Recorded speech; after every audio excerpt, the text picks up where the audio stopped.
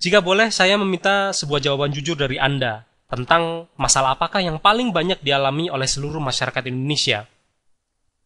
Masalah korupsi mungkin, masalah terorisme, masalah kemiskinan, atau masalah hutang piutang yang paling banyak dialami oleh seluruh penduduk Indonesia. Jika kita jabarkan lebih dalam tentang masalah korupsi, memang masalah korupsi adalah masalah terbesar bagi negara, tetapi ternyata masalah ini tidak menyentuh masyarakat secara langsung. Buktinya, Nazarudin atau Gayus yang melakukan korupsi di Jakarta sana, dia tidak secara langsung mencuri harta kita, tetapi dia mencuri harta negara. Artinya, kita tidak dirugikan secara langsung. Atau masalah terorisme. Memang, masalah terorisme juga masalah terbesar bagi negara, tetapi ternyata dia tidak menyentuh masyarakat secara langsung. Buktinya, jika seorang teroris melakukan pengeboman atas sebuah target, yang menjadi korban hanyalah orang-orang di sekitar target itu. Tetapi masyarakat di luar sana tidak merasakan dampak pengeboman secara langsung. Artinya, masalah ini juga tidak menyentuh masyarakat secara langsung. Jika kita bicarakan masalah kemiskinan, yang selalu dibahas dari masa ke masa, ternyata tidak semua rakyat Indonesia miskin, atau mengalami masalah-masalah kemiskinan. Namun jika kita mau jujur, ternyata masalah hutang piutang merupakan masalah yang paling banyak dialami oleh masyarakat secara langsung. Karena siapapun juga pasti mempunyai yang namanya hutang. Nggak percaya? Faktanya, semua orang yang berumur di atas 20 tahun atau sudah menikah pasti pernah berurusan dengan yang namanya hutang piutang, apapun bentuknya. Besar kecilnya jumlah hutang tergantung dari cara pandang masing-masing orang. Tetapi apapun itu, namanya tetap hutang. Bentuknya pun bisa beragam, mulai dari hutang secara perorangan, hutang kepada bank, atau hutang kepada lembaga pembiayaan. Bisa berupa kartu kredit, kredit kendaraan bermotor, kredit alat elektronik, kredit kepemilikan rumah, hutang pada koperasi, hutang pada kawan, saudara atau tetangga, atau mungkin bahkan hutang pada rentenir. Saya percaya mungkin hanya orang gila saja yang bisa hidup bebas tanpa hutang, atau mengakui bahwa dirinya sama sekali tidak mempunyai hutang. Bahkan, semakin kaya orang, hutangnya pun semakin banyak. Mana ada pengusaha yang hutangnya sedikit, atau bahkan tidak mempunyai hutang sama sekali. Dan Anda yang mungkin bukan pengusaha, pasti juga memiliki yang namanya hutang. Masih mau menyangkal? Dan hampir semua orang ternyata pernah bermasalah dengan pembayaran hutang. Siapa yang tidak? Mungkin dulu Anda pernah mengalaminya, entah itu sekali atau beberapa kali. Atau mungkin saat ini Anda sedang mengalaminya. Dan jika Anda merasa sombong karena tidak pernah mengalaminya, atau mungkin yakin 100% tidak akan pernah mengalaminya, tunggu saja, karena suatu saat pasti Anda akan mengalaminya. Itu pasti. Yakinlah. Negara kita saja, Indonesia, memiliki banyak hutang luar negeri yang jumlahnya minta ampun banyaknya. Saat ini mungkin sudah mencapai 1.800 triliun rupiah. Dan bagaimana kita membayarnya? Ternyata negara kita pun bermasalah dengan pembayaran masalah hutang. Saat Anda bermasalah dengan pembayaran berbagai jenis hutang Anda, mau tidak mau, suka tidak suka, Anda akan berhadapan dengan debt collector.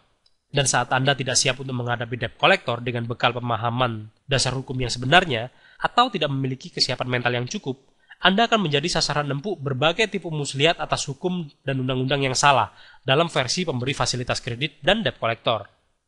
Artinya, pihak pemberi fasilitas kredit dan debt collector telah menerapkan dasar hukum yang salah kepada Anda, berisi tipu muslihat yang sangat merugikan Anda. Jika mau diteliti lebih jauh lagi, hal ini merupakan bentuk pelanggaran hukum dari pemberi fasilitas kredit dan debt collector yang telah dialami oleh hampir 200 juta penduduk Indonesia. Sanksinya sangat jelas, bisa berupa pidana dan perdata bagi pemberi fasilitas kredit maupun debt collector. Tetapi sangat disayangkan, ternyata kita semua tidak pernah menyadarinya, tentunya saat kita masih buta hukum. Misalnya saja ancaman untuk memperkarakan kepada polisi lalu dipenjara, yang bertujuan untuk mengintimidasi para penunggak hutang yang bermasalah dengan pembayaran. Padahal, polisi tidak akan pernah menangani masalah perdata, kecuali ada unsur pidananya. Dan menunda pembayaran hutang sebagai wan prestasi dalam hukum perdata bukanlah tindak pidana yang bisa langsung dipenjara begitu saja. Atau tindak penyitaan sepihak yang menyalahi aturan, yang selama ini dianggap sebagai suatu hal yang wajar saat bermasalah dengan pembayaran hutang. Padahal sebenarnya tidak. Menurut aturan hukum dan undang-undang, penyitaan hanya boleh dilakukan oleh jurusita pengadilan atas putusan hakim yang berkekuatan tetap. pihak pemberi fasilitas kredit atau debt collector sama sekali tidak memiliki hak untuk memutuskan apapun atau melakukan penyitaan atas barang jaminan, terlebih atas barang yang bukan menjadi jaminan. Fakta berkata lain, kejadian penyitaan sebagai perampasan yang bisa dijerat dengan pasal 368 KUH pidana telah terjadi di seluruh penjuru Indonesia yang menimpa masyarakat yang buta hukum. Pihak kepolisian terkesan acuh ketika masyarakat yang masih buta hukum menderita atas ancaman dan intimidasi yang tidak berdasar hukum saat belum memahami hak-hak yang sebenarnya. Tetapi ternyata tidak banyak yang mengetahui hal ini, atau mungkin memang Anda lebih baik tidak mengetahuinya. Karena jika semua masyarakat Indonesia sudah tidak buta hukum lagi dan menyadari bahwa selama ini ancaman dan intimidasi adalah kebohongan semata, tentunya hal ini akan menyulitkan pihak pemberi fasilitas kredit dan debt collector. Banyak hal-hal nyata yang terjadi karena diawali oleh masalah hutang piutang. Buktinya, karena ketakutan yang berlebihan atas ancaman dan intimidasi yang penuh tipu muslihat atas penerapan hukum yang salah, sebagian masyarakat terpaksa melakukan perbuatan-perbuatan yang tidak rasional atau bahkan tidak bermoral, seperti bunuh diri, meninggalkan keluarga, mencuri, merampok, menjual diri, atau bahkan membunuh. Simak saja Pardio dari Bantul yang bunuh diri karena ketakutan saat diancam oleh debt collector saat akan dilaporkan kepada polisi atas hutang hanya sebesar Rp500 yang belum terbayar. Artis cantik Lydia Partiwi yang dihukum 15 tahun karena pembunuhan untuk melunasi hutang keluarga hanya sebesar Rp40 juta. Atau Hasrul Asni, seorang mantan caleg dari Polewali Mandar pada pemilu 2009 yang rela menjual istrinya karena beban hutang yang begitu besar. Juga kakak beradik di Situbondo yang nekat menjual diri karena belilitan banyak hutang di kampungnya, sehingga mereka menjual diri atas izin keluarga untuk menutupi hutang. Semua kejadian ini dan masih banyak tindak pidana yang lain berawal dari masalah pemahaman hutang piutang yang salah, sehingga mereka terpaksa melakukan berbagai tindakan pidana atas desakan masalah hutang. Saudara, tidak membayar hutang memang tidak bermoral dan saya sangat setuju dengan masalah itu. Tetapi lebih tidak bermoral lagi jika Anda melakukan perbuatan seperti bunuh diri, mencuri, merampok, menipu, menjual diri, menjual istri, menjual anak, menjual ginjal, atau bahkan membunuh hanya demi untuk membayar atau melunasi masalah hutang.